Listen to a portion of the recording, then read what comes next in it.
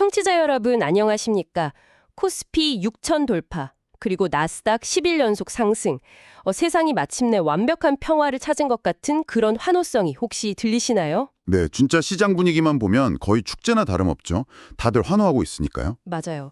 그런데 지금 전 세계에서 가장 안전한 자산이라고 불리는 금, 그리고 가장 위험한 자산이 비트코인이 정확히 또딱한 가격 10만 3천 달러에 거래되고 있습니다. 주식이 막 미친 듯이 오르고 있는데 큰 손들은 동시에 반공으로 파고 있다는 뜻이거든요. 그니까요. 청취자님, 오늘 우리가 파헤칠 2026년 4월 15일 야간 브리핑 자료에 바로 이 귀계한 모순의 해답이 숨어 있습니다. 자, 하나씩 짚어보죠. 네, 오늘 리포트가 보여주는 시장의 모습은 한마디로 극단적인 인지 부조화 그 자체입니다. 인지 부조화요. 네, 주식시장의 밸류에이션은 완벽한 평화 그리고 골디락스를 이미 가격에 다 반영하고 있는데 그 이면에 있는 실물 경제나 자본의 흐름은 전혀 다른 시나리오를 대비하고 있다는 거죠. 아, 그래서 우리가 브리핑 자료의 헤드라인만 보고 샴페인을 터뜨리면 절대 안 된다는 거군요. 맞습니다. 수치 이면을 봐야 합니다. 일단 겉으로 드러난 숫자부터 좀 볼게요. 진짜 그야말로 축제입니다. 코스피가 2.07%나 급등하면서 6,091.39, 그러니까 6,000선을 아주 가뿐하게 뚫어버렸어요. 코스닥도 2.72% 올랐고요. 네, 섹터별로 보면 건설업이 5.98%, 증권업이 4.24% 폭등했습니다. 삼성바이오로직스나 네이버 같은 시총 상위 종목들도 다 4%대 강세를 보였고요. 한국 증시뿐만이 아니죠. 대만 증시도 사상 최고치를 경신했고 유럽 스톡스 50도 0.25% 오르면서 방산주가 특히 강세를 보였습니다. 미국 증시도 엄청나잖아요. 나스닥이 23,183포인트로 마감했는데 무려 10일 연속 상승입니다. 이게 오는 내 최장기 랠리라고 하더라고요. S&P 500은 6,910, 다우는 5만 포인트에 안착했고요. 정말 어마어마한 기록들이 동시다발적으로 쏟아졌죠. 도대체 글로벌 시장에 어떤 모멘텀이 작용했길래 이렇게 폭발적인 매수세가 쏟아진 건가요? 리포트가 지목하는 가장 핵심적인 트리거는 지정학적 위험 프리미엄의 증발입니다. 위험 프리미엄이 증발했다. 그러니까 불확실성이 사라졌다는 거네요. 그렇죠. 미국과 이란의 협상 재개 기대감, 중동 지역의 긴장 완화 조짐, 그리고 우크라이나 평화 협상에 대한 긍정적인 시그널들이 막 한꺼번에 터져 나왔거든요. 아, 종전 시그널들이 영향을 줬군요. 네, 주식시장의 모델에서 이 지정학적 리스크라는 불확실성이 제거되면 미래 이익에 대한 현재 가치가 급격하게 상승할 수밖에 없습니다. 거기다가 미국의 생산자물가지수, 그러니까 PPI가 회복세를 보이고 고용시장이 탄탄하다는 매크로 데이터까지 겹쳐버렸잖아요. 맞습니다. 그래서 자본이 주식시장으로 공격적으로 유입된 거죠. 정치적 갈등이 해결될 기미가 보이자 그동안 억눌렸던 유동성이 쫙 터져 나왔다는 건데 여기서 잠깐 청취자 여러분께 짚고 넘어갈 점이 하나 있습니다. 네, 어떤 부분이죠? 이 브리핑에 언급된 종전협상이나 국가 간의 갈등 완화 이슈들은 철저히 시장의 자본을 움직인 팩트 데이터로서 분석할 뿐이고요. 저희가 어떤 특정한 정치적 외교적 입장을 지지하는 것은 절대 아니라는 점 명확히 하고 싶습니다. 우리는 오직 돈의 흐름만 추적하니까요. 아주 중요한 포인트입니다. 자, 그런데 여기서 정말 흥미로워지는 부분이 있습니다. 이 화려한 수급 데이터에서 아주 기이한 엇박자가 하나 발견되거든요. 네, 수급 주체를 말씀하시는 거군요. 맞아요. 코스피 6,000선을 견인한 주체를 보면 외국인이 6만 5천 주, 기관이 무려 57만 6천 주를 쌍끌이 순매수했습니다. 그런데 우리 한국의 개인 투자자들은 무려 259만 2천 주를 순매도했어요. 엄청난 물량을 던진 거죠. 그러니까 제 비유가 좀 맞을지 모르겠는데 마치 날씨가 맑아져서 다들 동네에서 파티를 여는데 주민들, 그러니까 개인 투자자들만 서둘러 우산을 챙겨서 집으로 돌아가는 격 아닌가요? 개인들은 대체 무엇을 두려워한 걸까요?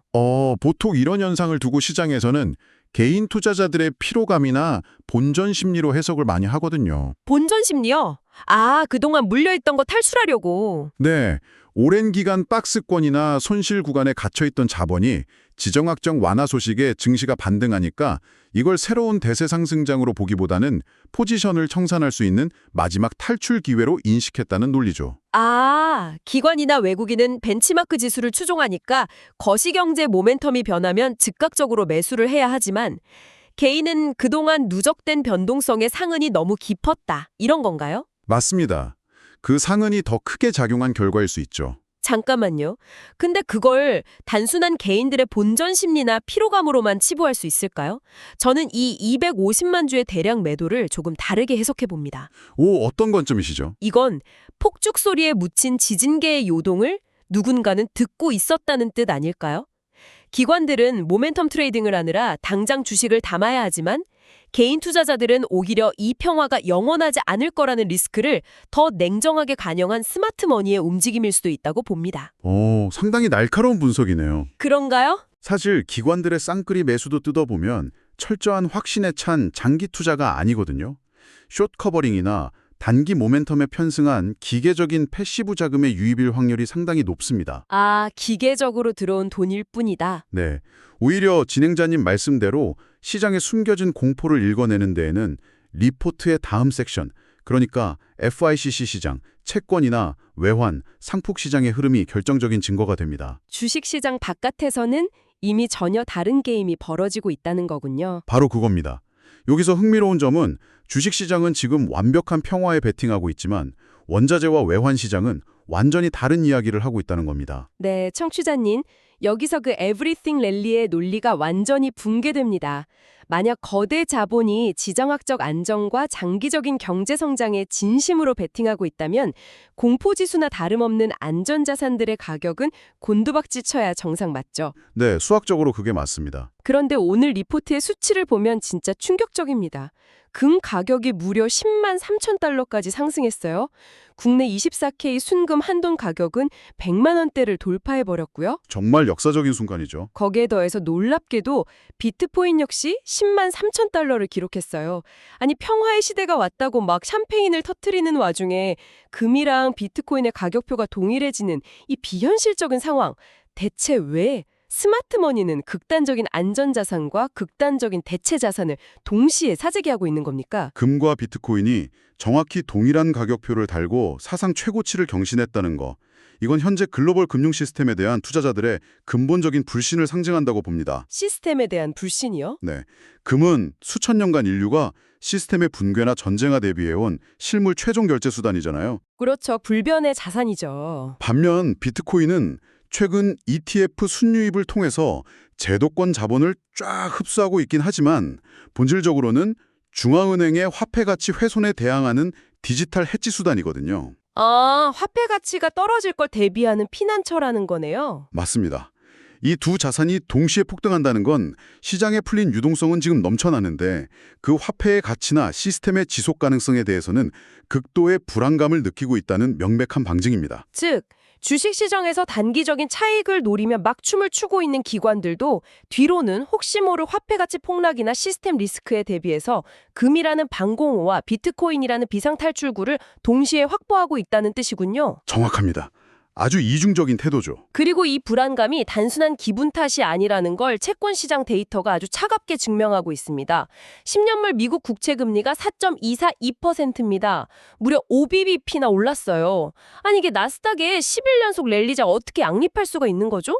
이 지점이 현재 주식시장이 가진 가장 취약한 골이라고 할 수 있어요. 왜 그런가요? 10년물 국채금리가 4.24%라는 건 전 세계 자산의 가격을 매기는 무위험 수익률의 기준점이 그만큼 높다는 뜻이거든요. 아, 기준 자체가 엄청 높다. 네, 나스닥에 상장된 기술주나 성장주들의 밸류에이션은 미래에 벌어들일 현금 흐름을 현재 가치로 할인해서 계산하잖아요. 네, 할인율 모델이죠. 그런데 FOMC의 매파적 기조 때문에 이 할인율이 4.24%에서 꺾이지 않고 오히려 상승 압력을 계속 받고 있다면 기술주들의 근원적인 매력도는 수학적으로 떨어질 수밖에 없는 겁니다. 그러니까 연준이 인플레이션 경계감 때문에 할인율을 높게 유지하고 있는데 주식시장은 그냥 우리는 성장할 거다라는 그 환각에 취해서 높은 할인율이라는 중력을 무시하고 그냥 막 날아가고 있다는 뜻이네요.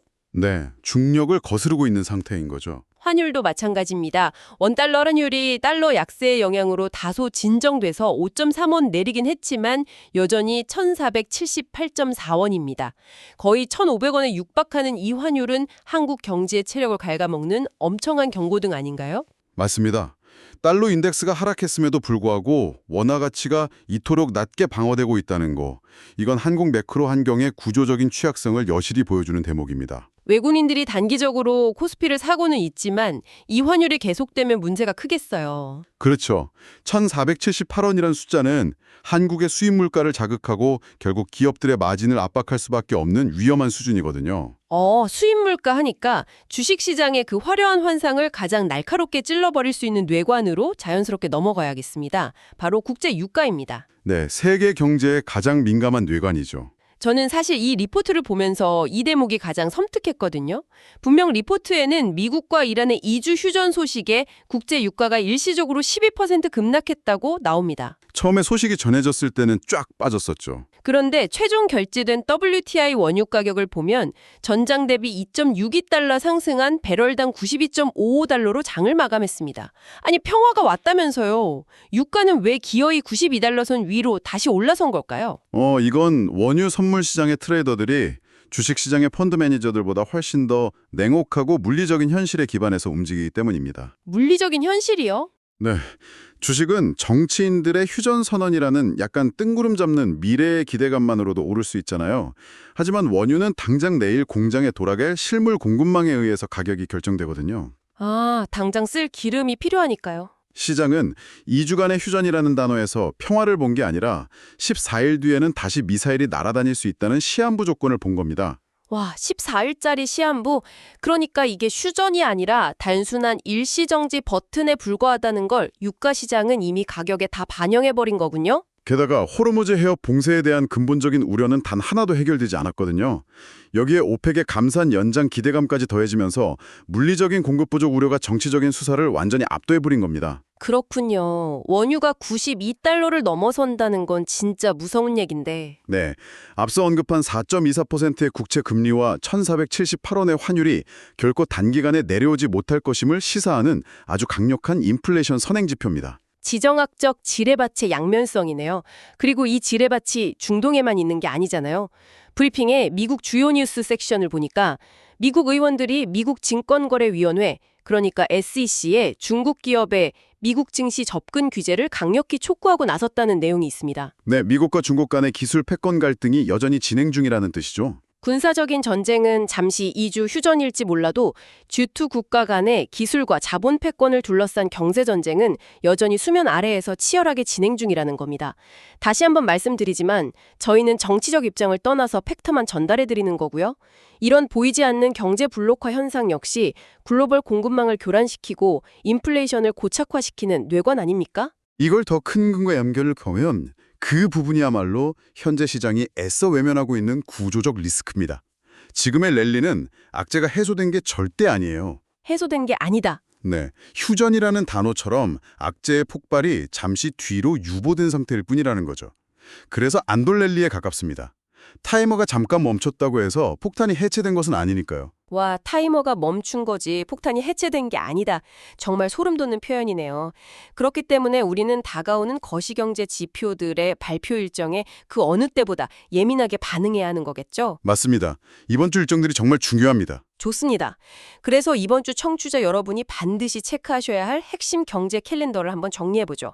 당장 목요일에 중국의 1분기 GDP 발표가 있습니다. 시장 예측치는 4.8%인데요. 대만 증시가 사상 최고치를 경신하고 반도체 랠리가 이어지는 이 상황에서 중국 GDP 수치가 아시아 증시 전체의 방향성을 결정짓는 분수령이 될 수 있습니다. 네, 중국 GDP가 아시아 기술주나 한국의 수출 모멘텀을 가늠하는 척도니까요. 더불어 한국 증시를 받치는 핵심 축이죠. 현대차, 기아, LG에너지솔루션의 실적 발표도 예정되어 있고요. 만약 이 수치들이 기대치를 하회한다면 코스피 6천선의 랠리는 순식간에 차익 실현의 명분으로 뒤바뀔 수 있습니다. 주의하셔야 해요. 그리고 더 중요한 이벤트가 금요일에 있습니다. 바로 한국은행 금융통화위원회의 기준금리 결정인데요. 한은의 고민이 정말 깊을 수밖에 없는 지렛바 상황 아닙니까? 한은 입장에서는 정말 완벽한 딜레마에 빠져 있는 상태죠. 지금 원달러 환율이 1,478원이에요. 한국은 에너지를 100% 수입하는 나라인데 유가는 92달러를 넘었고 환율마저 이 수준이면 수입 물가가 뻥 터질 텐데요. 그렇다고 환율을 방어하겠다고 섣불리 금리를 올릴 수도 없는 노릇입니다. 미국 국채금리가 4.24%로 치솟는 마당에 무작정 따라 올리면 국내 가계부채와 부동산 프로젝트 파이낸싱 시장이 견뎌내질 못할 거거든요.